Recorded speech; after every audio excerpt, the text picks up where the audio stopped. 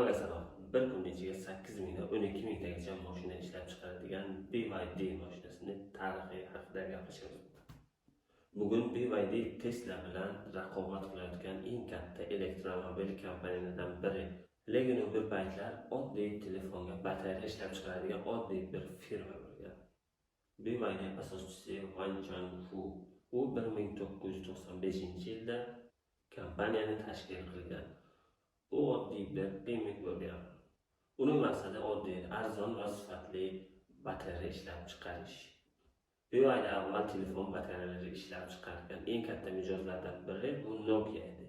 Motorola, Samsung, Huawei qolgan firmalarga ham batareya yetkazib bergan.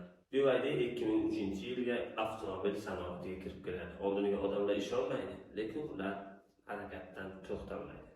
Hozirda BYD 100 dan ortiq avtomobil modeliga ega. Sedan, SUV, yuk avtomobili, avtobus, elektroavtobuslar. Bugungi kunda BYD 4 xil asosiy yo'nalishda avtomobil ishlab chiqaradi. BYD kimlarga akkumulyator yetkazib bergan? Bu nafaqat o'zi uchun, bu boshqa gigantlarga ham akkumulyator yetkazib bergan. Masalan, Toyota bilan elektromobil uchun hamkorlik qiladi. Ford, Mercedes guruhi bilan ham EVA texnologiyalar bo'yicha ishlagan. Tesla'ning ayrim modellariga ham BYD batareyasi ishlatilgan. Oddiygina telefon batareyasidan boshlangan firma bugungi kunga dunyodagi eng katta elektromobil va batareya gigantlariga aylandi.